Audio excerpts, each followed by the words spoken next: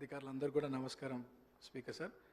First time మాట్లాడుతున్నందుకు చాలా హ్యాపీగా feel అవుతూ మీకు ధన్యవాదాలు తెలియజేస్తూ, గత 2 సంవత్సరాల క్రితం ఇదే సభలో గౌరవ ముఖ్యమంత్రి గారు ఒకానొక సందర్భంలో పేరు ప్రస్తావించడం, 2 సంవత్సరాల లోపే ఇక్కడ ఈ సభలో తోటి సభ్యుడిగా రావడం చాలా అదృష్టంగా గౌరవంగా భావిస్తూ అధ్యక్ష, మా సామాన్య కుటుంబం నుండి వచ్చినటువంటి నాకు ప్రజాసేవ కల్పించే అవకాశం కల్పించినటువంటి మా ముఖ్యమంత్రి గారికి, కాంగ్రెస్ పార్టీ పెద్దలకు ఈ అవకాశాన్ని స్వాగతిస్తూ మా ప్రాంత ప్రజలందరూ కూడా నన్ను ఆశీర్వదించి సభకు పంపించడం వల్ల అందరికీ కూడా మనసారా కృతజ్ఞతలు తెలియజేస్తూ, సార్ ఈ సభలో మాట్లాడే ప్రతి మాట ప్రతి అంశం కూడా ప్రజల జీవితాలతో ముడిపడింది కాబట్టి సభ గౌరవిస్తూ సభ మర్యాదలను పాటిస్తూ ముందుకు సాగుతానని, మా ప్రాంత ప్రజల యొక్క సమస్యలు పరిష్కరించడానికి గౌరవ ముఖ్యమంత్రి గారి ఆశీస్సులతో సలహాలు సూచనలతో మా ప్రాంత ప్రజల సమస్యలు పరిష్కరిస్తూ వారి సంక్షేమ అభివృద్ధి కోసం సాగుతాను ముందుకి,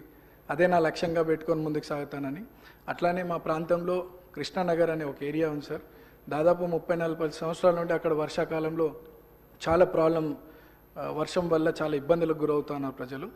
మా మంత్రులు అధికారుల దృష్టికి తీసుకెళ్ళినారు, అది పని కొద్దిగా ఆలస్యం అవుతుంది, తొందరగా పూర్తి చేయాలని ఒకటి సభ ద్వారా కోరుకుంటున్నాను. అట్లానే హై టెన్షన్ లైన్స్ మా ప్రాంతంలో ఉండడం వల్ల 10ల సంఖ్యలో ప్రజలు చనిపోయినటువంటి విషయం పూర్వంలో, అది కూడా అధికారుల దృష్టికి తీసుకెళ్ళినారు. అది కూడా అండర్ గ్రౌండ్ కేబులింగ్ ఫాస్ట్గా చేస్తే ఆ ప్రాంత ప్రజలు సురక్షితంగా ఉంటారనేది ఒక సందేశం మీ ద్వారా అందిస్తున్నాం అధ్యక్ష. అండ్ చాలామంది పిల్లలు కూడా అక్కడ చదువుకొని 10th తర్వాత ఫైనాన్షియల్ ప్రాబ్లం వల్ల చదువుకోలేని పరిస్థితి, సో అక్కడ ఒక ఇంటర్మీడియట్ అండ్ డిగ్రీ కాలేజ్ కూడా వస్తే బాగుంటుందని ఒక అభిప్రాయం తెలియజేస్తూ నాకు ఈ అవకాశం ఇచ్చినటువంటి మీకు థ్యాంక్స్.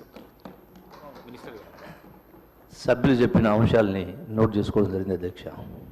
శ్రీ కేఆర్ నాగరాజు గారు. ధన్యవాదాలు అధ్యక్ష.